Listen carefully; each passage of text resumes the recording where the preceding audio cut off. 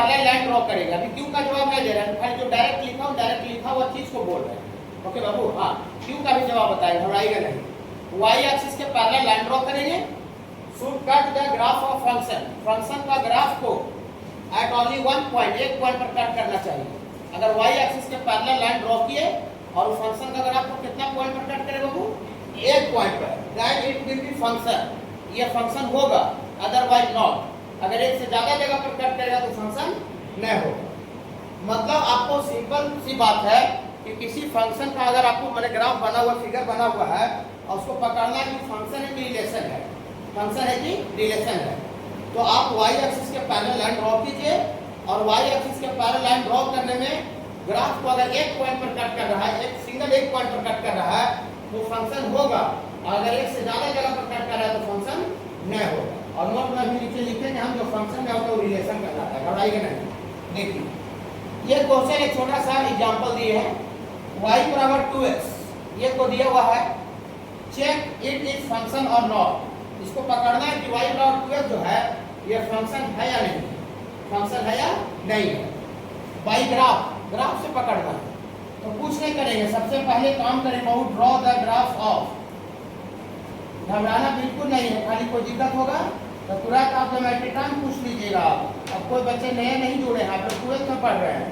Draw the graph of y बराबर 2x, y बराबर 2x linear का ग्राफ है बाबू, x बराबर 0 पर y बराबर 0 आएगा, पासिंग थ्रू और दी y बराबर 2x। हाँ अब हम ग्राफ नहीं सिखावेंगे, ग्राफ बाबू जहाँ पर सिखाना था पूरा सिखा दिए। देखिए ये आपका जो ग्राफ है वो किसका ग्राफ है बाबू, y बराबर 2x, -2x रहता है तो ऐसे करके जाता है, स्लोप नेगेटिव, इसमें m की जगह पर 2 है तो स्लोप पॉजिटिव है, तो ये इंक्लिनेशन 45 माने एक्यूट एंगल होना चाहिए। ठीक है, coordinate geometry y equal to 2x। आप चाहते हैं बाबू कि कैलकुलस को हम बहुत डीपली अच्छा से स्टडी करें, इन एकदम बहुत अंदर से एकदम आंख उसका जो है ना कैलकुलस का, आज जैसा आदमी का हाथ कैसे रहता है तो कैलकुलस का आंख को एकदम हम हाथ डाल के बाहर निकाल ले पूरे कैलकुलस का, तो आपको एकदम ग्राफ बहुत अच्छा से आप कंप्लीट कर लीजिए। ग्राफ जितना पढ़ाए हैं और जितना ग्राफ पढ़ाए हैं उतने में से आपको कंप्लीट कीजिए, उससे एडिशनल फालतू नहीं आएगा, एडवांस लेवल तक बोल रहे हैं। फिर बाबू जितना बताए उतने में से आएगा, तो ग्राफ आप बार बार थोड़ा सा, ग्राफ का तो होमवर्क है नहीं, खाली जो डायरेक्ट पढ़ाए हैं उसको डायरेक्ट आपको याद रखना है। फिर बाबू ग्राफ पढ़ लीजिएगा तो पूरा कैलकुलस को आप अंदर से डीपली आप स्टडी कर सकते हैं, मैंने आपको आप निकाल सकते हैं कैलकुलस का पूरा फंक्शन चैप्टर हो गया, कंटिन्यूटी हो गया, डिफरेंशिएटी हो गया, मैक्सिमम हो गया, इंक्रीजिंग डिक्रीजिंग हो गया, एरिया बाउंडेड बाय कर्व हो गया। मतलब अभी से जितना भी चैप्टर है उसमें सिर्फ 3 चैप्टर में ग्राफ नहीं आएगा, सिर्फ 3 chapter, indefinite integration, definite integration और डिफरेंशियल इक्वेशन, बस। बाकी जितना भी चैप्टर है सब में ग्राफ आपको आना तय है। ठीक है बाबू, तो ग्राफ को थोड़ा सा रिकॉल करके लिए पढ़ा देने किए हैं। फिर बाबू देखिए कि y बराबर 2x का ग्राफ बना दिए बाबू, बना दिए, ग्राफ क्या नहीं करना है, दिक्कत हो जाएगा। ठीक है, पढ़ाई खत्म हो जाए, ठीक है, आराम से आप एक आपका 5 बजे छुट्टी देते हैं, अगला जो बैच 5:30 से स्टार्ट होता है तो आधा घंटा यहीं रुक जाएंगे और रुक करके ग्राफ कीजिए। समझे बाबू, जो भी बच्चा को जैसे ग्राफ करने का इच्छा होता है वो आधा घंटा यहीं पर रुक जाएंगे। ठीक है, रुक करके क्या करेंगे, ग्राफ करेंगे। घर लेट से पहुंचेंगे तो बोलिएगा सर 5 बजे हमको छुट्टी दे दिए थे, आधा घंटा हम ग्राफ का क्लास कर रहे हैं, कोई दिक्कत नहीं। बीच बीच में टपकने से अच्छा है कि क्या हुआ, मैंने एक ही बार हम पूरा थोक में ग्राफ कर लिया, जितना भी पूरा बात 2 घंटा में बतियाते उतना लास्ट का आधे घंटे में पूरा रुक के बतिया लेंगे, तो उससे पढ़ाई आपका कैरियर बर्बाद नहीं हो, नहीं ग्राफ वाला भी काम हो जाएगा और पढ़ाई वाला भी काम हो जाएगा, उससे आधे घंटा में टाइम जाएगा। अब ऐसे कि पूरा 2 घंटा वाला टाइम चल गया और जीवन भी चल गया, कैरियर भी खत्म हो गया, ऐसे कि कैरियर आपको नहीं चौपट होगा। समझ लेंगे, तो जो बच्चे को ग्राफ करने का है 5 बजे रुक के आधा घंटा ग्राफ करेंगे। ठीक है बाबू, चलिए यहाँ देखिए बना दिए और y एक्सिस के पैरेलल लाइन ड्रॉ कीजिए। डोमेन में ड्रॉ करना है, मतलब जहाँ से जहाँ तक फंक्शन है इसका डोमेन तो पूरा -∞ से +∞ तक ग्राफ दिख रहा है। ठीक है, जिसका देखिए कहीं भी एक जगह ड्रॉ कर सकते हैं, ऐसा कोई जरूरी नहीं है। देखिए ये जो हरा वाला लाइन है ये क्या है, line parallel to y axis, line parallel to y axis, line parallel to y axis है। तो line parallel to y axis जो हम बनाए बाबू, इसको एक फंक्शन पर जो ग्राफ बना हुआ था y बराबर 2x का, उसको एक पॉइंट पर कट कर रहा है कि एक से ज्यादा जगह कट कर रहा है। ये जो y बराबर 2x का जो फिगर बना हुआ था, इसको y एक्सिस के पैरेलल लाइन कहीं भी ड्रॉ कर सकते हैं डोमेन में, तो आपको जरूरी नहीं है भाई डोमेन होना चाहिए। डोमेन का मतलब जहां से जहां तक फंक्शन डिफाइंड है, ठीक है। हाँ, y एक्सिस के पैरेलल लाइन ग्राफ को एक जगह कट कर रहा है कि एक से ज्यादा जगह कट कर रहा है, एक जगह कट कर रहा है कि एक से ज्यादा जगह कट कर रहा है। आंख से देखना है, छोरा से नहीं, आंख से देखना है कि एक जगह कट कर रहा है कि दो जगह कट कर रहा है। एक जगह कट किया कि दो जगह, एक जगह का एक ही जगह कट के नीचे कैसे कट किया, नीचे तो फंक्शन का फिगर नहीं है, ये ऐसे लाइन है और y एक्सिस के पैरेलल में खाली एक जगह कट किया बाबू, किया ना। हाँ, क्या लिखते हैं देखिए, घबराइएगा नहीं, घबराने से कोई फायदा आपको नहीं है। लिखेंगे line draw parallel to x axis, sorry parallel to y axis, line draw parallel to y axis. Cut the graph at only one point, एक पॉइंट पर कट कर रहा है। देयरफॉर y बराबर जो 2x है इतना इज ए फंक्शन है कि रिलेशन है। ये फंक्शन है, नोट में नहीं लिखे हैं, ये फंक्शन है, लेकिन जो फंक्शन ना होता वो क्या होता है, रिलेशन कहलाता है। जो फंक्शन ना होता वो रिलेशन कहलाता है। देखिए, अब बच्चा पूछेगा हमसे कि सर y एक्सिस के पैरेलल लाइन ड्रॉ करने पर एक जगह कट करने पर फंक्शन क्यों होता है, बिना इसका जवाब बताइए क्यों होता है। सीधा याद कर ले, नहीं याद नहीं करना। देखिए, एक जगह कट करने पर फंक्शन क्यों होता है और एक से ज्यादा जगह पर कट कर देगा तो फंक्शन क्यों नहीं होता है। हम दोनों का जवाब बता रहे लोगों को, ठीक है। हाँ, घबराइएगा नहीं, ठीक है, इसका जवाब हम दे रहे हैं। लेकिन आगे एक और हम क्वेश्चन देते हैं, इसको चेक करना है। चेक y का स्क्वायर बराबर x इतना इज ए, खाली आप लेक्चर को ध्यान से सुनिए, इतना इज ए फंक्शन और नॉट, ये फंक्शन है या नहीं है, ये फंक्शन है या नहीं है। y ग्राफ से बाबू आपको पकड़ना है कि ये फंक्शन है या नहीं है, ठीक है। देखिए, तो x बराबर y का स्क्वायर का ग्राफ बनाए हैं या y स्क्वायर पर x का, बोले सर y स्क्वायर पर x का लगता है ग्राफ एग्जैक्ट नहीं बताया सर, ये पैराबोला है। y स्क्वायर बराबर 4x पैराबोला का पढ़ाए हैं, पैराबोला का ग्राफ इस तरह से होता है। y का स्क्वायर है, y का पावर इवन नंबर है, तो जो ग्राफ है वो सिमेट्रिकल होगा with respect to x axis, माने जैसा x के ऊपर होगा उसी का मिरर इमेज x के नीचे होगा। यहाँ x का स्क्वायर रहता, y बराबर x स्क्वायर रहता तो ओपन अपवर्ड या डाउनवर्ड होता है, y एक्सिस उसमें मिरर का काम करता है जब x का स्क्वायर रहता है। तो ग्राफ हम प्रयास आप ऐसा कीजिएगा कि हमको ग्राफ को टीचर को ज्यादा रेखाचित्र करने का जरूरत नहीं पड़े, पूरा होल कैलकुलस में हम आपसे तब रिक्वेस्ट कर रहे हैं कि ग्राफ को आप बार बार देखते रहिए। फिर बाबू हाँ, कंटिन्यूटी हो डिफरेंशिएटिव हो मैथ्स उससे बच ही रह सकते हैं। फिर बाबू हाँ देखिए, तो y का स्क्वायर पर x का ग्राफ बना दें, पैराबोला। चलिए पैराबोला बनाते हैं। देखिए, पैराबोला का घबराइएगा नहीं, पैराबोला का थोड़ा मोड़ा टेढ़ा मेढ़ा होने से आपको कोई फर्क नहीं पड़ेगा, हम लोग ड्राइंग नहीं कर रहे हैं। ये y का स्क्वायर पर x का ग्राफ है, अब इसको पकड़ना है कि फंक्शन है या नहीं है। तो डोमेन में y एक्सिस के पैरेलल लाइन ड्रॉ कीजिए, ये line parallel to y axis है। ओके, डोमेन में इधर ना इधर ग्राफ नहीं है, तो जिधर ग्राफ रहेगा ना जिसका माने क्षेत्र रहेगा उसी क्षेत्र में ड्रॉ करना है। ओके बाबू, हाँ डोमेन में। तो ये कितना जगह पर कट करना है बाबू, दो जगह पर। अकॉर्डिंग टू दिस थ्योरी ये दो जगह पर कट कर दिया, मतलब मोर देन वन पॉइंट पर कट कर दिया, मतलब फंक्शन का ग्राफ न होना चाहिए, फंक्शन को रिप्रेजेंट नहीं करना चाहिए। और अभी नोट में नीचे लिखवाएंगे, जो फंक्शन को रिप्रेजेंट नहीं करता है वो रिलेशन होता है, जो फंक्शन को रिप्रेजेंट नहीं करता वो रिलेशन होता है। तुरंत नोट में लिखे, घबराइएगा नहीं, ठीक है। देखिए, अब बच्चा हमसे पूछेंगे कि सर ये दो जगह पर कट कर रहा है तो फंक्शन नहीं होगा, एक जगह पर कट कर रहा है तो फंक्शन होगा, ऐसा क्यों होता है सर, क्यों का जवाब दीजिए। देखिए आगे इसका क्यों का जवाब देते हैं। देखिए, आप इसका बाबू इस तरह का डायग्राम बनाइएगा बाबू, इस तरह का डायग्राम आप, ठीक है। ये सेट ए का एलिमेंट होता है, सेट बी का एलिमेंट होता है। सेट ए का एलिमेंट को डोमेन बोलते हैं, x का वैल्यू, और जो x इनपुट के तौर पर डालने से जो वैल्यू आउटपुट के रूप में आता है दैट इज कॉल्ड y, और y का जो वैल्यू होता है वो सेट b का एलिमेंट कहलाता है।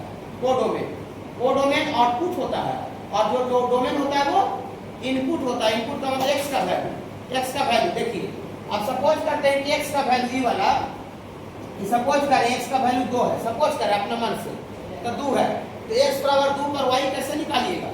x बराबर 2 इसमें पुट कीजिएगा। अब x बराबर 2 इसमें पुट किया तो y बराबर कितना मिलेगा? 4। अगर ये पॉइंट का कोऑर्डिनेट अगर ग्राफ से बताना रहता आपको फिगर से, तो x बराबर इसमें देखिए अंदाज से 2 लिए हैं, ये y का वैल्यू कितना है तो 4। इसे तो निकाल लेते होंगे फिर बाबू, तो x बराबर 2 पर y बराबर कितना है बाबू? 4। तो x बराबर 2 डालने से जो फंक्शन में y का वैल्यू कितना आ रहा है? 4 आ रहा है। तो x बराबर 2 डालने से 4 आ रहा है, इसका मतलब 2 किससे कनेक्ट है? 4 से। इस नियम से कनेक्ट हो रहा है, y बराबर 2 इस नियम से कनेक्ट हो रहा है। समझ रहे हैं कि x का तो जो दुगना वैल्यू होगा y कहलाएगा, x का दुगना वैल्यू y कहलाएगा। नियम कुछ भी दिया जा सकता है, लेकिन यहाँ पर ये दिया हुआ है। ओके, और ओके घटाएगा नहीं।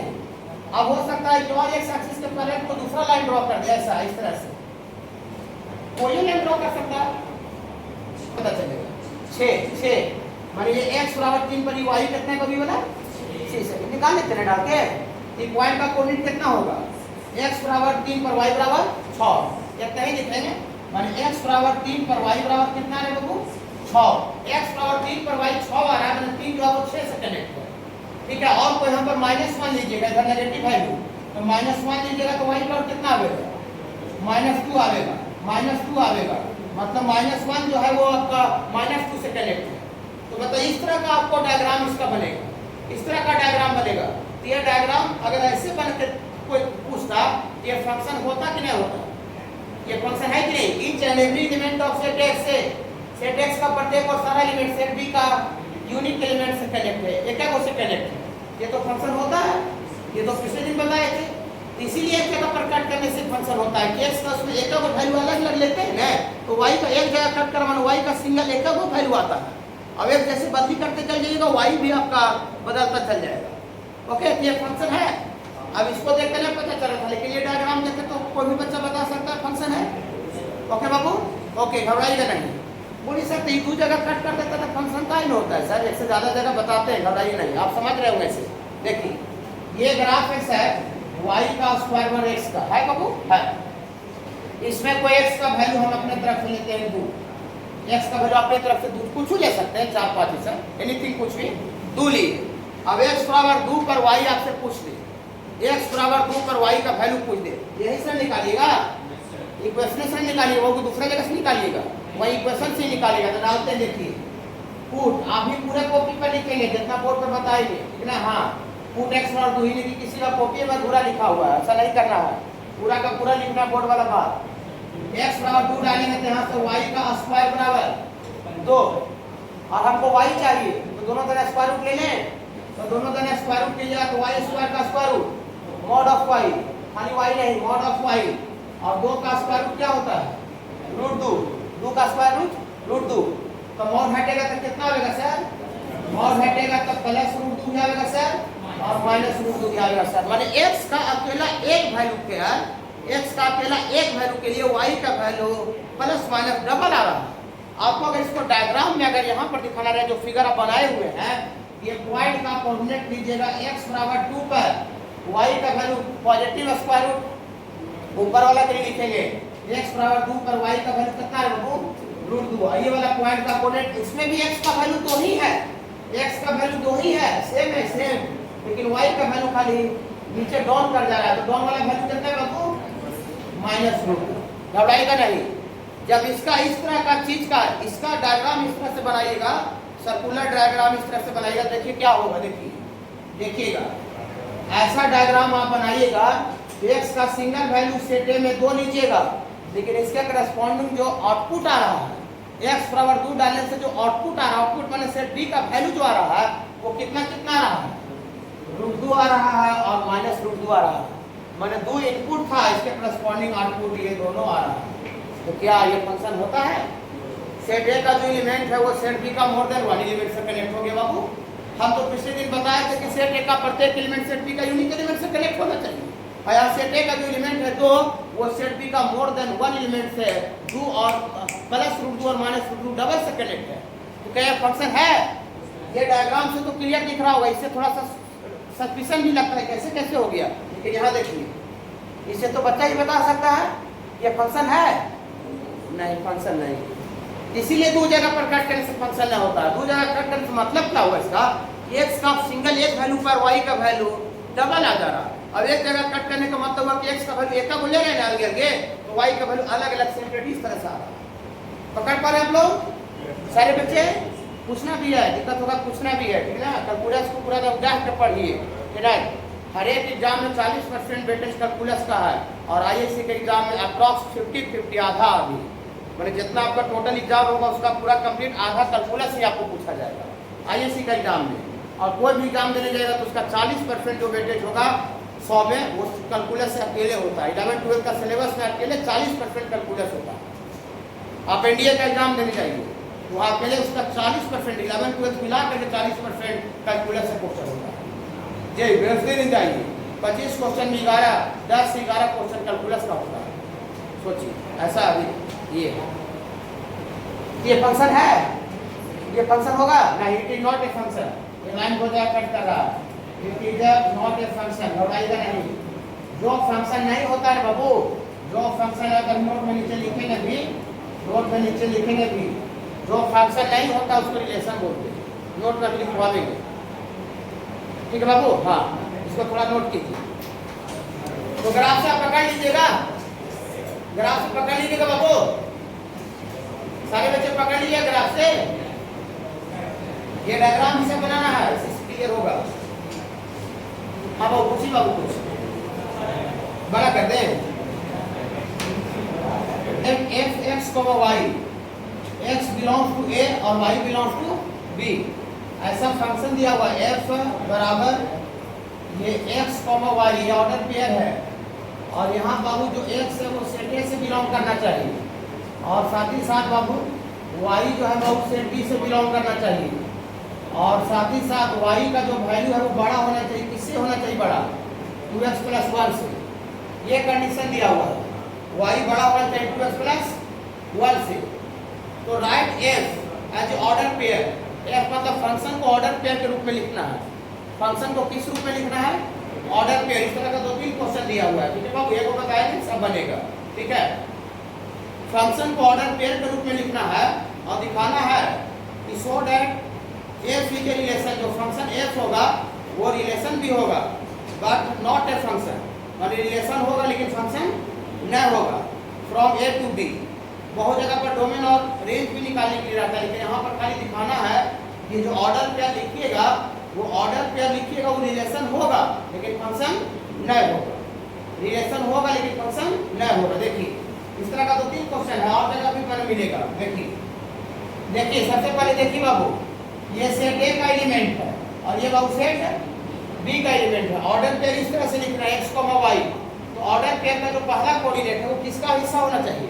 सेट ए का। और ऑर्डर पेयर का सेकंड कोऑर्डिनेट किसका एलिमेंट होना चाहिए? सेट बी का। सेट बी का ऑर्डर पेयर का सेकंड कोऑर्डिनेट और साथ ही साथ इस कंडीशन को फुलफिल करना चाहिए, y ग्रेटर देन 2x + 1, माने y का जो वैल्यू ऑर्डर पेयर का जो सेकंड कोऑर्डिनेट है उसका वैल्यू 2x + 1 से बड़ा होना चाहिए, 2x + 1 से बड़ा होना चाहिए, घबराइएगा नहीं। तो सबसे पहले इसमें देखिए x है, x तो x किसका पार्ट होना चाहिए? सेट ए का। तो सेट ए में कौन कौन एलिमेंट देंगे? 1, 2 है ना बाबू। तो सबसे पहले इसमें पुट करते हैं x के जगह पर 1 सेट ए का एलिमेंट, सेट ए का एलिमेंट, ठीक है बाबू। हाँ तो पुट करेंगे तो यहाँ से आपका y बराबर कितना निकलेगा? y बराबर निकलेगा बाबू, y बराबर निकलेगा 2 × 1 + 1, तो कितना निकलेगा? 3। तो जो x पर 1 पुट करने से जो y आया, y 3 आया, तो क्या 3 जो है वो बड़ा है कि y 3 आया बाबू?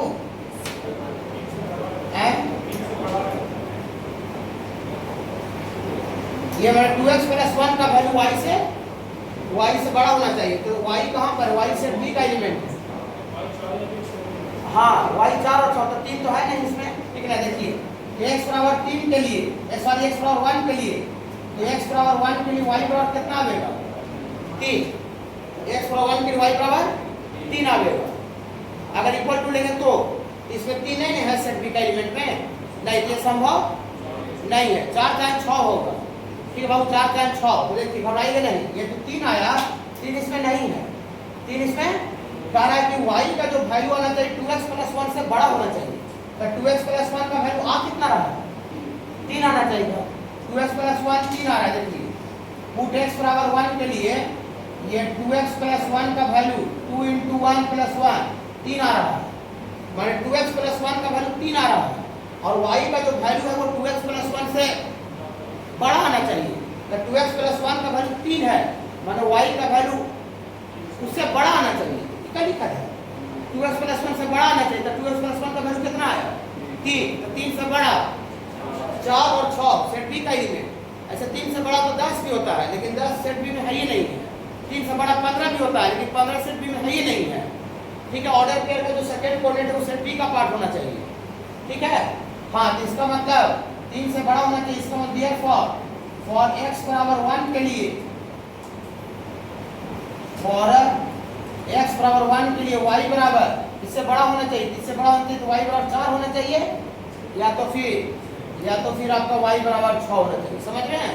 3 से बड़ा 2x प्लस 1 से बड़ा होना चाहिए y का वैल्यू। 2x प्लस 1 का वैल्यू कितना है? 3। तो 3 से बड़ा 4 होता है, 4 6 होता है सेट बी का एलिमेंट। ठीक है बाबू? हाँ, फिर आपको पुट कीजिए x बराबर 2 के लिए, x बराबर 2 के लिए, तो 2 के लिए 2x प्लस 1 का वैल्यू निकालते हैं, कितना आ रहा है? 2x प्लस 1 का वैल्यू। तो x बराबर 2 के लिए 2x प्लस 1 का वैल्यू तो आपको आ जाएगा बाबू 2 × 2 प्लस 1 तो कितना आ गया बाबू? 5। तो 2x प्लस 1 5 आया और 5 से बड़ा होना चाहिए। तो 5 से बड़ा एक ही है 6, ठीक है? हाँ, तो आपको 5 से बड़ा होना चाहिए। इसका मतलब दिया फॉर y का वैल्यू इस इक्वेशन में खाली कितना हो सकता है बाबू? 6। क्या समझ रहे हैं? फिर समझा दे, देखिए लड़ाई करना। ये क्वेश्चन है, समझे? क्वेश्चन सेट ए दिया हुआ है 1 2 और सेट बी में कौन कौन सा एलिमेंट है? 2 4 6 सेट बी में एलिमेंट दिया हुआ है और ऑर्डर पेयर आपको इस तरह से लिखना है x, y order pair x, y। लेकिन ऑर्डर पेयर का जो फर्स्ट कोऑर्डिनेट है वो किससे बिलोंग करना चाहिए? सेट ए से, भाई सेट ए का पार्ट होना चाहिए फर्स्ट कोऑर्डिनेट। और ऑर्डर पेयर का जो सेकंड कोऑर्डिनेट है वो किससे बिलोंग करना चाहिए? सेट बी से। ठीक है यहाँ पे? और साथ ही साथ ये क्राइटेरिया को फुलफिल करना चाहिए कि ऑर्डर पेयर का सेकंड कोऑर्डिनेट जो y होगा ऑर्डर पेयर का वो किससे बड़ा होना चाहिए? 2x प्लस 1 से बड़ा होना चाहिए। 2x प्लस 1 से बड़ा होना चाहिए ऑर्डर पेयर का सेकंड कोऑर्डिनेट। ऐसा हम नहीं लिख रहे हैं, हम क्यों लिखेंगे? यहाँ क्वेश्चन लिख रहा है कि y जो है वो बड़ा होना चाहिए 2x प्लस 1 से। ओके, ठीक है? तो x का वैल्यू हम क्या लेना है? x का वैल्यू हम 1 लेंगे और 2 लेंगे, 1 और 2। तो x बराबर 1 के लिए 2x प्लस 1 का वैल्यू निकालें। तो 2x प्लस 1 का वैल्यू कितना आया? 3। तो 2x प्लस 1 का वैल्यू 3 आया। 2x प्लस 1 का वैल्यू x बराबर 1 के लिए और कह रहा है y जो है वो 2x प्लस 1 से बड़ा होना चाहिए। तो 2x प्लस 1 का वैल्यू 3 आया है, तो 3 से बड़ा होना चाहिए। तो 3 से बड़ा सेट बी में 2 ही एलिमेंट है। 3 से बड़ा सेट बी में 2 ही एलिमेंट है, 4 है और 6 है। माने x बराबर 1 के लिए y बराबर 4 हो सकता है, चाहे y बराबर 6 हो। ठीक है सर? फिर x का वैल्यू यहाँ सेट ए का एलिमेंट 2 भी होगा। सेट ए का एलिमेंट है कि सेट ए में 2 एलिमेंट है, 1 और 2। तो फॉर x बराबर 2 के लिए 2x प्लस 1 का वैल्यू कितना आया? 5। तो x बराबर 2 के लिए 2x प्लस 1 का वैल्यू 5 आया और y जो है वो कह रहा है 2x प्लस 1 में 5 से बड़ा होना चाहिए। तो 5 से बड़ा एक ही को वैल्यू है सेट बी में। 5 से एक ही को वैल्यू बड़ा है 6 माने x बराबर 5 के लिए y का वैल्यू x बराबर 2 के लिए y बराबर कितना होगा बाबू? 6। तो दिया फॉर ऑर्डर, समझ रहे हैं ना? तो दिया फॉर ऑर्डर पेयर लिखिए, order pair f order pair लिखिए। घबराइएगा नहीं, धीरे धीरे समझ में आ जाएगा। तो दिया फॉर f बराबर ऑर्डर पेयर इस तरह से था x, y। तो देखिए x के जगह पर कितना लिए हैं? 1। तो x बराबर 1 के लिए y बराबर 4 होगा और x बराबर 1 के लिए y बराबर 6 होगा। x बराबर 1 के लिए 2x प्लस 1 का वैल्यू 3 आया था और y का वैल्यू 3 से बड़ा होना चाहिए। तो 3 से बड़ा तो ये को वैल्यू है 4 और 6। तो ऑर्डर पे लिखिएगा तो x बराबर 1 के लिए y बराबर 4 लिखेंगे और x बराबर 1 के लिए y बराबर 6 लिखेंगे। ठीक है बाबू? और फिर x बराबर 2 के लिए 2x प्लस 1 का वैल्यू निकाले तो 5 आया 5 और y का वैल्यू कह रहा था कि 2x प्लस 1 से बड़ा होना चाहिए। तो 2x प्लस 1 का वैल्यू 5 आया, 5 से बड़ा होना चाहिए y का वैल्यू। तो 5 से बड़ा एक ही को वैल्यू है, 5 से बड़ा एक ही को वैल्यू है 6, x बराबर 2 के लिए y बराबर कितना जोड़ा लग रहा है 6, x बराबर 2 के लिए y बराबर 6। ये आपको ऑर्डर पेयर बाबू आ गया f ऑर्डर पेयर। और दिखाना है कि जो ऑर्डर पेयर आया है ये फंक्शन नहीं होगा, रिलेशन होगा। जो ऑर्डर पेयर जो आया वो फंक्शन नहीं होगा, रिलेशन होगा। ऐसा शो करना है तो आप इसको शो करने के लिए आप डायग्राम बना दीजिए, ऐसे करके ऐसा डायग्राम बना दीजिए। 1,4 है, 1,4 का मतलब हुआ 1 किससे कनेक्ट है 4 से, और 1,6 है तो 1,6 का मतलब हुआ कि 1 जो है वो 6 से भी कनेक्ट है। घर पर भी थोड़ा सा अच्छा मेहनत करना पड़ेगा कैलकुलस में। 1 6 से कनेक्ट है और 2 6 है तो 2 जो है वो भी 6 से कनेक्ट है। ऐसा है, ऐसा आपको डायग्राम आ रहा है। तो बताइए तो कि सेट ए का जो एलिमेंट है वो सेट बी का यूनिक एलिमेंट से कनेक्ट नहीं है। सेट ए का जो एलिमेंट 1 है वो सेट बी का 4 से भी कनेक्ट है और 6 से भी कनेक्ट है, मोर देन 1 से कनेक्ट है। तो फंक्शन का जो डिफिनेशन दिया गया था उसमें each and every element of set A set B का यूनिक से कनेक्ट होता है, लेकिन इसमें सेट ए का जो एलिमेंट है वो सेट बी का मोर देन 1 4 और 6 दोनों से कनेक्ट है। क्या ये फंक्शन होना चाहिए? क्या ये फंक्शन होना चाहिए? It is not a function, ये फंक्शन नहीं है, it is not a function. ये बाबू फंक्शन नहीं है। और जो फंक्शन नहीं होता है वही रिलेशन होता है। जो फंक्शन नहीं है तो सिर्फ और सिर्फ रिलेशन है। अगर फंक्शन हो भी जाता तो ये रिलेशन होता है, लेकिन ये फंक्शन नहीं रहता तो सिर्फ ओनली रिलेशन होता है। ओके, ये फंक्शन नहीं है, क्या बाबू? That means it is only relation, only लिख भी देते हैं। ये फंक्शन नहीं है, ये सिर्फ और सिर्फ रिलेशन है बाबू। सभी क्वेश्चन को ये ऑर्डर पेयर जो सेट पे 2.5 समझ में आया। x बराबर 1 लिए और ये 2x का वैल्यू इसको 1 पे निकाले तो 3, लेकिन यहाँ कहा तो y 2x + 1 से बड़ा होना चाहिए। तो 2x + 1 का वैल्यू 3 आ रहा है, 3 से बड़ा होना चाहिए। 3 से बड़ा तो ये कोई एलिमेंट है जो सेट पे में है 4 और 6। तो x बराबर 1 के लिए y 4 और 6 संभव है। फिर x बराबर यहाँ 2 डाले इनपुट के तौर पर, तो 2 डाले तो 2x + 1 का वैल्यू 5 आया, लेकिन y कह रहा था 2x + 1 से बड़ा होना चाहिए, 5 से बड़ा होना चाहिए। तो 5 से बड़ा सिर्फ एक ही को वैल्यू 6 और x बराबर 2 के लिए y का 6 पर सेटिंग लग रहा है। इसको ऑर्डर पेयर के रूप में लिख दिए और ऑर्डर पेयर के रूप में लिख के डायग्राम बना दिए। उससे क्लियर हो गया कि सेट ए का जो एलिमेंट 1 है वो सेट बी का मोर देन 1 एलिमेंट से कनेक्ट है। समझ पाए थोड़ा थोड़ा? और क्या समझ में? चलिए देखिए इस तरह का लैंग्वेज देखिए, पकड़ लीजिए। d1 and d2 respectively. कुछ बात आपको क्लास में नहीं समझ में आया तो पूरा का पूरा लेक्चर हम वीडियो डालेंगे यूट्यूब पर, वहां से देख लीजिए। अलग से आप मिल करके जो मन करता है जो कुछ लीजिए, लेकिन घबराना नहीं है, डट के काम करना। तो बाबू हाँ, fx and dx are two functions with domain d1 and d2 respectively, then domain of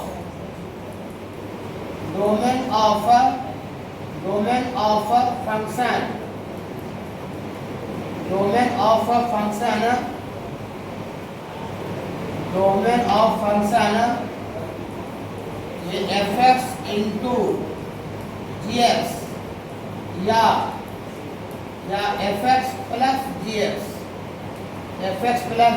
is d1 intersection d2।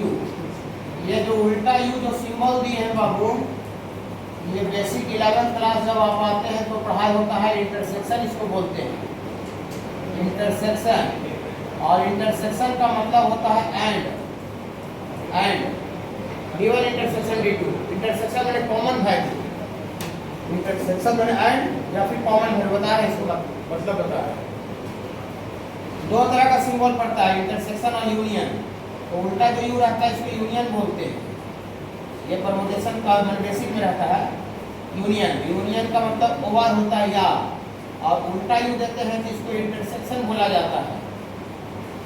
उल्टा यू को इंटरसेक्शन, और इंटरसेक्शन 2 या 2 से ज्यादा बीच में वहां पर देते हैं जब एंड बोलना पड़े। बता रहे पढ़ाई कर रहे हैं।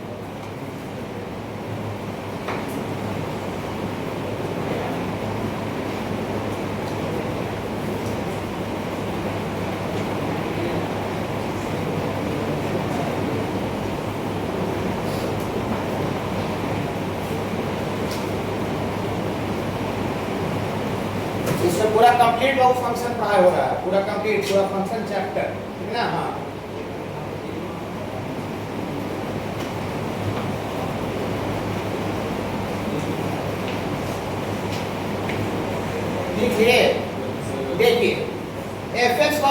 फंक्शन है और जीएक्स भी कोई फंक्शन है, एनीथिंग कुछ भी रह सकता है।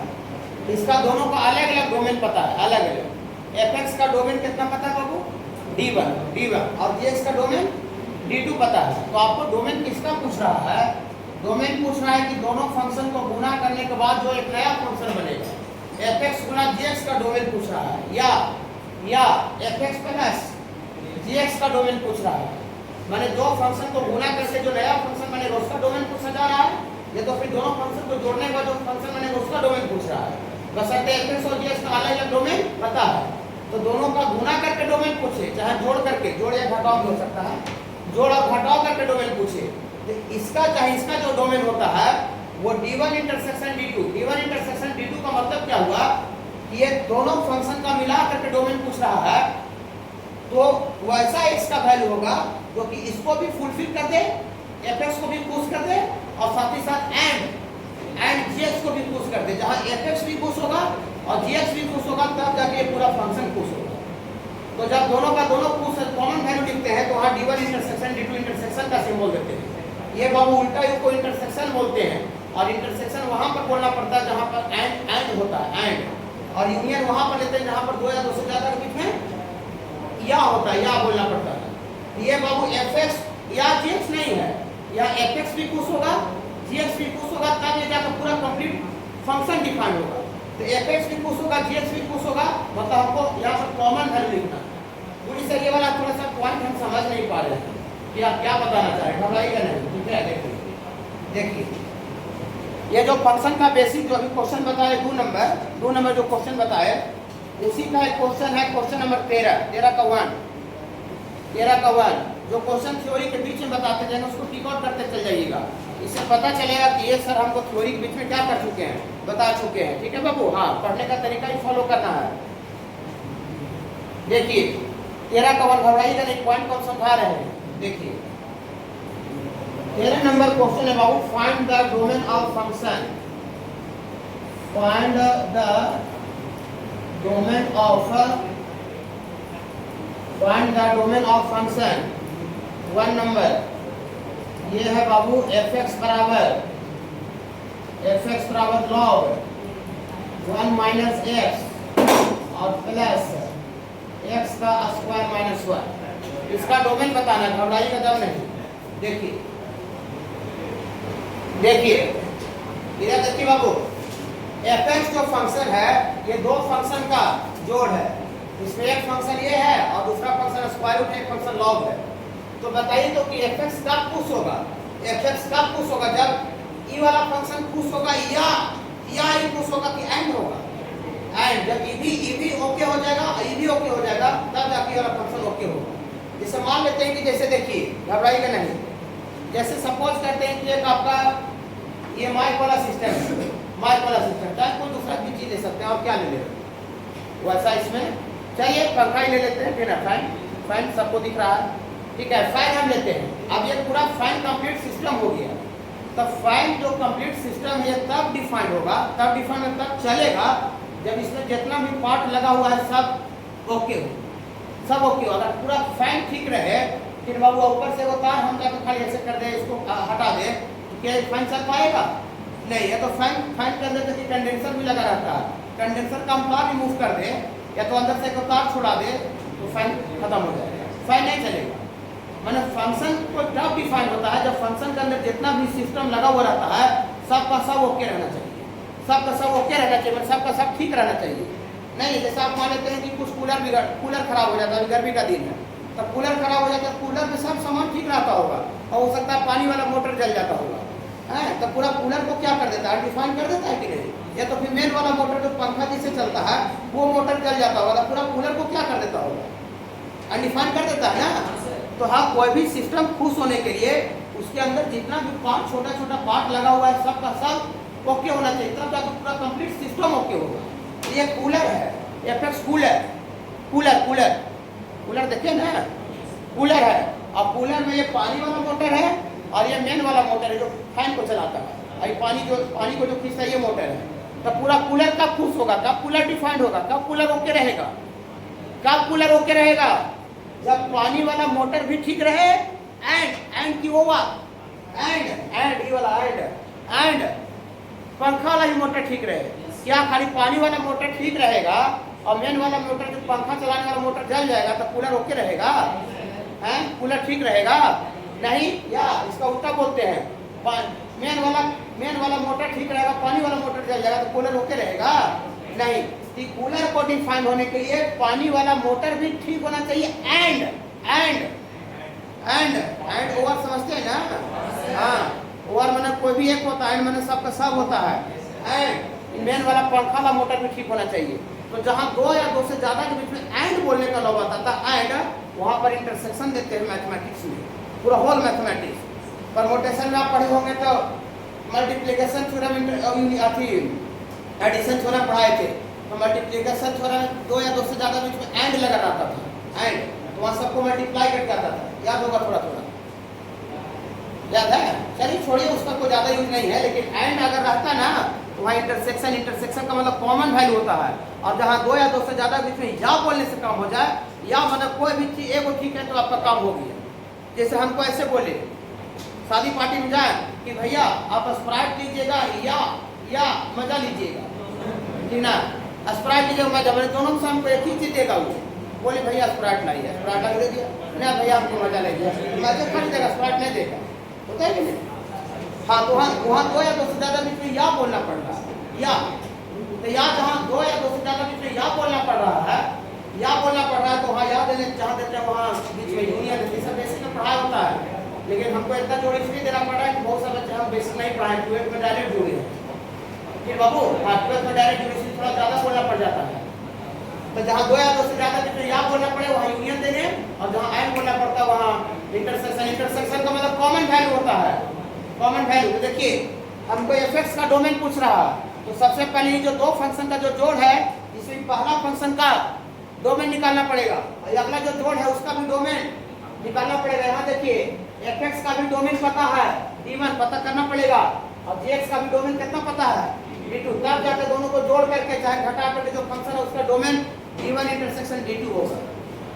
ठीक है, रुकिए, इसका डोमेन आगे निकालते हैं। इसका देखिए डोमेन कैसे निकालता है, पिछले डोमेन का क्वेश्चन है बताए थे, सुनिए। इसका आगे अलग अलग डोमेन निकालते हैं, अलग अलग इसका डोमेन निकाल, मानी देखते हैं कि कहाँ पर फूस है, डोमेन माने जहाँ पर फूस हो जाता है, वैल्यू डिफाइन हो जाता है। इसका फॉर घबराना देम नहीं है, समझ में थोड़ा 19-20 हो सकता है, कुछ वीडियो के माध्यम से क्लियर कीजिए, बाकी हम यहीं पर रहते आराम से आगे दिमाग चाटते रहिए, कोई हमको एक पैसा का दिक्कत नहीं है। ठीक है बाबू? हाँ, लेकिन आपका पूरा कमांड होना चाहिए टॉपिक के ऊपर। ठीक है, देखिए फॉर इतना इज डिफाइंड, पूरी सर इसमें लॉग खाली 1 - x लिखा है सर, बेस कुछ दे नहीं है, तो लॉग भी आपको पढ़ाते हैं 11th में, हैं? बेस मेंशन नहीं रहता है तो बेस में नेचुरल लॉग ई लेते हैं, या तो फिर स्टैंडर्ड बेस 10 लेते हैं, चाहे ई रख के समझ लीजिए चाहे 10 रख के समझ लीजिए। ठीक है, बेस साइलेंट रखा भी जा सकता है, बेस साइलेंट बोला भी जा सकता है। हाँ, 1 - x लिखा है तो मैथ को समझेगा कि लगता है बेस में क्या, बेस में समझे कि पावर समझे, 1 - x जो सिंगल लिखा है वो पावर में है, बेस साइलेंट रहता है। ये लॉग अभी चल रहा है 11th में बेसिक मैथ में, आप भी आकर पढ़ सकते हैं, कॉपी वगैरह नहीं लगेगा। जो बच्चे चाहे बेसिक 3 से 5 इसी समय कल के लिए TTS में वो पूरा का पूरा बेसिक मैथ पढ़ सकते हैं। लॉग, मॉडुलस, इनइक्वालिटी, इंटरवल जितना भी होगा सब पढ़ा देंगे, उसका कोई फी वगैरह कुछ नहीं लेगा। तो आप हैं तो आप आ सकते हैं, 2-4-5 क्लास आ जाएगा, हो जाएगा आपका काम। ठीक है, उससे पूरा कैलकुलेशन मजा आ जाएगा, इससे लीनियर इंटरसेक्शन जितना सब कुछ झमेला हो जाएगा, क्लियर ओके हो जाएगा। ठीक है, अब इसी टाइम में है 3 से 5 TTS में, अभी लॉग पढ़ा रहे हैं। देखिए मॉडुलस हो गया है, देखिए मॉडुलस इंटरवल हो गया, इक्वालिटी बचा हुआ है। देखिए ये कब डिफाइन होगा, पिछले दिन जो नोट में 1 नंबर पॉइंट लिखे थे कि ना, हाँ 1 नंबर पॉइंट फिर से लिख देते हैं। आपको भी घर पर थोड़ा मेहनत करना पड़ेगा, हम तो 100% डिफॉल्ट लगा ही नहीं। लॉग बी वैसे कब पूछ होता है सर, कब पूछ होता है बोलना पड़ेगा। मौसा जी हैं, हमको मौसा जी का नाम पूरा रट लिया कि कब मौसा जी आते हैं तो कब पूछ होते हैं, मौसा जी का क्या गुण है। ओके, लिमिटेड फंक्शन है, लिमिटेड नहीं, लिमिटेड है। ओके, हाँ कब पुश होते हैं, फिर से गुनगुनाइए। हाँ, जो बी है वो ग्रेटर देन 0 होना चाहिए, और a greater than 0, a not equal to 1। इसमें बेस में कोई कंडीशन नहीं लगेगा, क्यों? क्योंकि बेस में वेरिएबल नहीं रखा है, बेस में कुछ नहीं रखा है, बेस में कुछ देवे नहीं किया है, मतलब बेस में अपने तरफ से एक्सपोनेंशियल ई ले लीजिएगा तो 10 नहीं, तो ई तो 2.7 कट होता है, 2.7 कट ग्रेटर देन 0 है ही है, तो 10 ग्रेटर तो 10 तो ग्रेटर देन 0 है ही है, अननोन थोड़ी है। आप नहीं कीजिए बाबू, इधर देखिए वही प्रॉब्लम हो जाएगा, वो बहुत दिक्कत हो जाएगा यार, ठीक ना। आप लोग बहुत लाइटली लेते हैं ना, जब एग्जाम में क्वेश्चन मिलता है तब समझ में आता है कि कितना कंसेप्ट का जरूरत था क्वेश्चन बनाने के लिए। अब बच्चा खाली ऊपर ऊपर पढ़ के जाता है तो कहाँ से बोर्डों ने पास करेगा। ऊपर ऊपर अभी आप अभी के डेट में आप पढ़ के जाएगा तो बोर्ड भी आपको निकालना मुश्किल हो जाएगा। ठीक है, आप सीबीएसई का क्वेश्चन देखिए, बोर्ड का, बिहार बोर्ड का थोड़ा मोड़ा निकाल भी लीजिएगा, ठीक है ना, लेकिन सीबीएसई का तब नहीं निकलेगा, उसको तो अंदर डीप चाहिए, बोर्ड निकालने के लिए बोल रहे हैं, ठीक है ना। हाँ, कंसेप्ट चाहिए, रटा हुआ पढ़ाई तो चलवे नहीं करेगा, वो भी मैथ में, जनरल नॉलेज थोड़ी है। कि लॉ का बेस में क्या है बाबू, कि अब एक जगह टीचर बोल रहा है तो समझिए 10 जगह का काम कर रहा है। अब कहीं भी लॉ से रिलेटेड कहीं भी फंक्शन है, वो IIT एडवांस में भी रहेगा, हम संडे को मेंस का भी क्वेश्चन करेंगे, वहाँ भी लॉ से रिलेटेड क्वेश्चन तो यही रूल लगावेंगे, कोई नया रूल नहीं लगेगा, बोर्ड भी करेगा तो यही रूल लगेगा। लेकिन बोर्ड और कंपटीशन में क्या फर्क है चाहिए में, क्या देखिए अंदर क्वेश्चन टर्म जो है वो आसान रखा, ये बोर्ड हो गया। और लॉ के अंदर में सिग्नम डाल दे, फ्रैक्शनल पूरा करके डाल दे, इन्वर्स उन्वर्स के डाल दे, मैंने देखिएगा आपको फंक्शन देख कर टेंशन हो जाएगा। हो गया जेई बताएंगे संडे को बताएंगे, समझ रहे ना। देखिए कि कब कुछ होता है, जरा गुनगुनाइए, बेस में कोई कंडीशन नहीं लगेगा, बेस में कांस्टेंट दिया है, खाली पावर में कंडीशन लगेगा। बोलिए गुनगुनाइए, गुनगुनाइए। हाँ, पावर जो है 1 - x ग्रेटर देन 0 होना चाहिए। लॉग से रिलेटेड कहीं फंक्शन आ जाए, ये वाला लगाना है तो लगाना, याद करने वाली चीज हो गई ये। हाँ, ये वाला x उधर चल जाएगा तो 1 ग्रेटर देन x, मैंने 1 बड़ा है x से, इसको उल्टा भी लिख सकते हैं कि x छोटा है, x धन 1 है, x छोटा है 1 से, इसी को थोड़ा सा ऐसे भी लिख देते हैं, x छोटा है 1 से, इसको कैपिटल ए मान लेते हैं। मैंने जो पहला फंक्शन था उसका डोमेन निकाल चुके हैं, डोमेन मैंने x का किस वैल्यू के लिए उसको कुछ ही मिलेगा वो पता कर लिए, मेरे d1 का वैल्यू आ गया है। अब अगला कब पुश होगा वो थोड़ा निकाल लेते हैं, अगला कब पुश होगा, अगला कब पुश होगा। देखिए ऑल्सो घबराइएगा नहीं, दिक्कत खाली पूछ लीजिएगा, पूरा यहाँ नहीं पूछते, ऑफिस में आकर पूछ लीजिएगा, लेकिन घबराना नहीं है। हाँ, x का स्क्वायर माइनस 1 इतना ही डिफाइंड, ये इतना ही डिफाइंड, ये मामा जी है, मामा जी भी हम नोट में पॉइंट में लिखवा दिए थे कि मामा जी कब खुश होते हैं, लिखवाए थे मामा जी कब खुश होते हैं, बोलिए जरा। रूट स्क्वायर रूट 8 क्लास से रहता है, स्क्वायर रूट ऑफ x कब डिफाइंड होगा, जब अंदर वाला जो x है वो ग्रेटर इक्वल 0, ग्रेटर इक्वल 0। ठीक है बाबू, ये कब खुश होगा बाबू, कब डिफाइंड होगा, इफ यदि, थोड़ा सा गुनगुन कीजिएगा, x स्क्वायर माइनस 1, कोई दिक्कत है। अब स्क्वायर रूट से रिलेटेड चाहे दुनिया का कहीं भी क्वेश्चन आ जाए, सीबीएसई का रह जाए, बोर्ड का रह जाए, जेई का रह जाए, यही वाला कंडीशन लगा के बनावेंगे, नया कुछ हम नहीं करेंगे। इतना बोल दिया आप सीखने के लिए आप आए हैं यहाँ पर, ये वो क्वेश्चन को नहीं देखने के लिए आए हैं। चलिए अब अगर बहुत जगह पर क्वेश्चन देखिएगा, ये वाला जो टर्म है डिनोमिनेटर में रहेगा, बहुत जगह पर डिनोमिनेटर में नीचे में रहेगा, ऐसे करके तो नीचे में रहेगा ना, तो इक्वल टू 0 हटा लेंगे। हाँ, खाली पॉजिटिव क्लिक करें, बोली क्या है, कहे कि 0 का हो गया तो 0 का रूट तो 0 होता है, और 1/0 समथिंग बटा 0 मैथमेटिक्स में अनडिफाइंड होता है, अनडिफाइंड होता है। मैंने स्क्वायर रूट का टर्म कहीं भी अगर डिनोमिनेटर में रहेगा, आपको सब पता है, स्क्वायर रूट का टर्म डिनोमिनेटर में रहेगा तो उसको खाली डिफाइन करने के लिए उसको ग्रेटर इक्वल नहीं लिखेंगे, सिर्फ ग्रेटर लिखेंगे। इक्वल को क्यों हटा समझ रहे ना, ये ग्रेटले है, तेरे सर तो बताया था ग्रेटर इक्वल 0, नीचे भी ग्रेटर इक्वल 0 कर दिया, गलत हो जाएगा, हो जाएगा गलत। हाँ, ये यहाँ पर डोमिनेटर में है, डिनोमिनेटर में नहीं है, ऊपर में है, तो यहाँ इक्वल टू भी 0 लिखेंगे। ठीक है बाबू, ठीक है।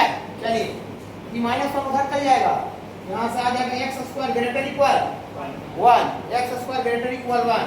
देखिए घबराइएगा क्या नहीं,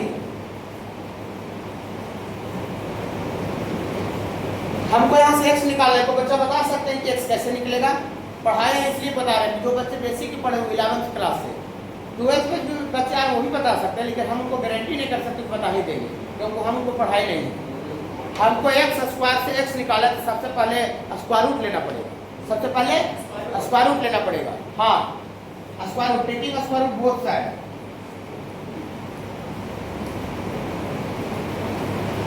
taking square root both sides, घबराइएगा नहीं, अब स्टेप में अवॉइड नहीं करते हैं, चाहे कुछ बच्चे इसमें हो सकता है 11th में ऑनलाइन जुड़ी हुई होगी, ठीक है, तो उनका भी ख्याल रख रहे हैं, ठीक है बाबू, हाँ उनका भी ख्याल रख रहे हैं। देखिए एक्स स्क्वायर का स्क्वायर रूट और 1 का स्क्वायर रूट, ओके, हाँ एक्स स्क्वायर का स्क्वायर रूट पूरे सिलेबस में 1000 बार आता है, 1000 टाइम्स, ठीक है, तो बच्चे नहीं जानते वो आज से जान जाएंगे।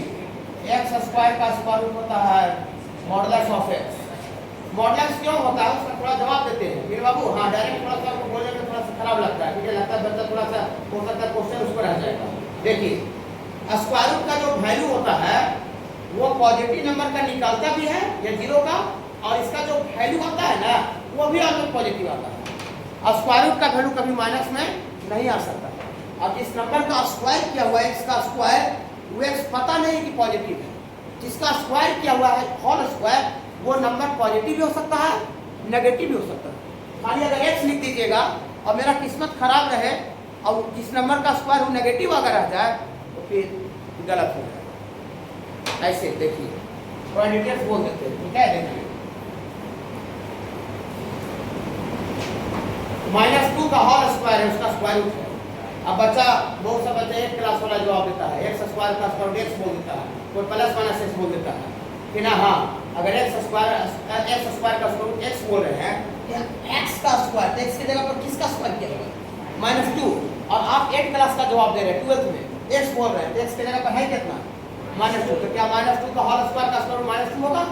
स्क्वायर रूट का वैल्यू -2 होवे नहीं करता है, ऑलवेज पॉजिटिव होता है। तो हम काहे चिंता फिक्र करें कि एक्स पॉजिटिव है नेगेटिव है, तुम पॉजिटिव रहो चाहे नेगेटिव रहो, हम तुमको मॉडुलस लगा देंगे। मॉडुलस लगाने से क्या होगा कि तुम अंदर में पॉजिटिव रहो चाहे नेगेटिव रहो, तुम्हारा जो वैल्यू है वो ऑलवेज पॉजिटिव बन जाएगा। मॉडुलस का ग्राफ भी पढ़ाए तो थोड़ा सा बोलिए क्यों मॉडुलस का ग्राफ पढ़ाए ना, है तो वहाँ थोड़ा सा कारण बताया रीजन के साथ बताया, देखिए ठीक है बाबू, ये गलत बात है बाबू, गलत बात है।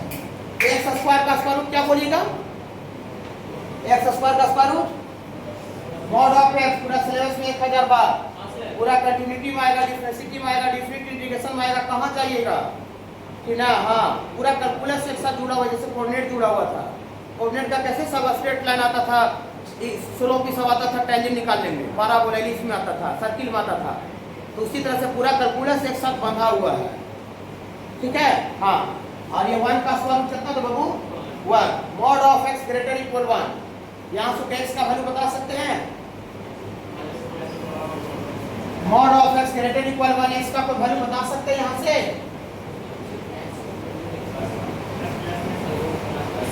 +-1 बता सकते हो प्यूस, आप शुरू से पढ़ रहे इसलिए लोग शुरू से पढ़ रहे हैं, सब मेहनत पानी पी जाता है बाबू का नया, इसलिए रिजल्ट थोड़ा नहीं हो पाता है। देखिए सर इक्वालिटी सब उसे लगता हटा दिए हैं, देखते हैं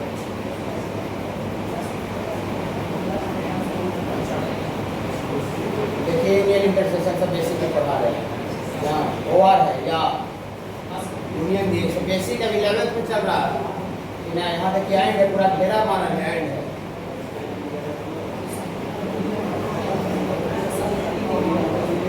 लॉग है,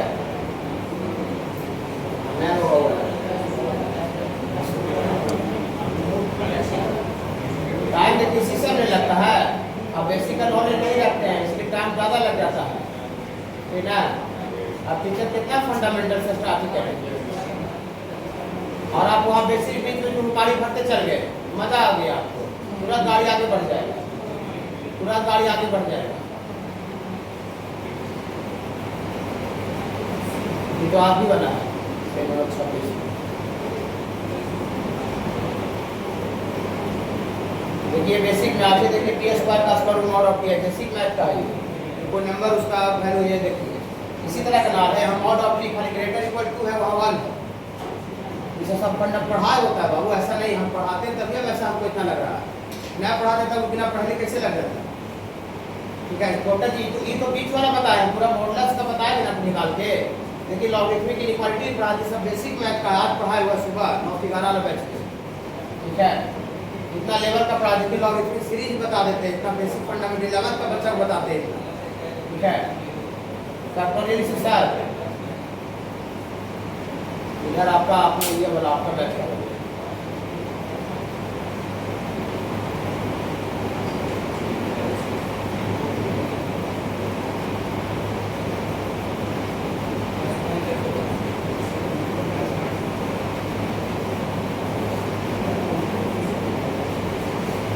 इधर नहीं होगा, हटा देते हैं। जिस ज़्यादा दिन हो जाता है तो हट जाता है।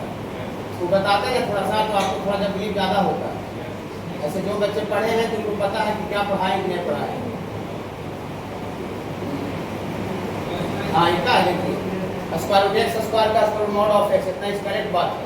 मॉड हटता है तब प्लस माइनस आता है, इधर नहीं होगा, इधर दूसरा बच्चा।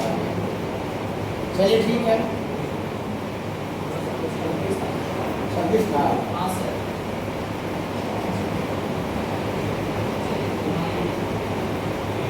देखिए इस तरह का वो बताया अभी, ठीक है ना, बताते वो पढ़ाते हैं, ठीक ना, इसीलिए हमको इतना लग रहा था। Mod of x greater equal 1, कोई बच्चा निकाल के देखिए क्या आया। इधर बेसिक, हाँ बाबू, प्लस माइनस 1। देखिए प्लस माइनस 1 तब होता जब mod of X equal to 1 होता। Mod of X equal to 1 रहेगा तो एक्स बराबर प्लस माइनस 1 होगा। लेकिन यहाँ इक्वालिटी नहीं है, यहाँ इनइक्वालिटी है, बड़ा छोटा है ना, बड़ा छोटा। चलिए ठीक है, यहाँ देखिए जब जगह तब से मेरा ठीक है। अरे यार, हाँ बोलिए बाबू, -1 से +1 गलत है। देखिए चलिए यहाँ पर देख लीजिए, जो बच्चे नए जुड़े तो ज़्यादा ध्यान। हाँ बाबू, हाँ देखिए वो बेसिक हम पढ़ाए भी नहीं, वो सही बोल रहे हैं, ठीक है। देखिए मॉडुलस का मतलब लेंथ होता है। मॉडुलस का मतलब क्या होता है बाबू? लेंथ। पूरी मॉडुलस को अभी लेंथ क्या बोल रहे हैं सर? मॉडुलस को लेंथ हम इसलिए बोल रहे हैं कि मॉडुलस का वैल्यू भी कभी नेगेटिव नहीं होता है और लेंथ भी कभी नेगेटिव नहीं होता है, इसलिए दोनों को एक साथ जोड़ा लगा दिए कि हम भी चश्मा उधर भी चश्मा, दोनों तरफ चश्मा हो गया, ठीक है। मॉडुलस भी नेगेटिव नहीं और लेंथ भी नेगेटिव नहीं, इसलिए दोनों को एक जैसा बोला जा रहा है। इसको अपना भाषा में बोले वैसा लेंथ जो कि बड़ा है, लेंथ बड़ा है, ये बराबर है किससे? 1 से। इस तरह का क्वेश्चन बनाने के लिए बहुत मिलेगा, कैलकुलस में नाम इस सब के बिना काम नहीं चलेगा, पूरा गर्दा। फिर बाबू हाँ, आपको फार्मूला बेस नहीं पढ़ा होता है, इसी का कोई फार्मूला लिखवा ले दो, क्या डाल के निकाल लीजिएगा डोमेन नहीं, ठीक है। देखिए यहाँ ये टी एक्सिस बनाइए, T axis, sorry T axis नहीं, एक्सेल में मॉडल से एक्स एक्सिस बनेगा, ये एक्स एक्सिस है, पीछे का ध्यान। अगर टी में मॉडल रहता ना, इस खाली एक्सिस को टी एक्सिस बोल देते, लैम्डा में मॉडल रहता तो उसको खाली लैम्डा एक्सिस बोल देते। अभी मॉडल्स को किससे कंपेयर करना है?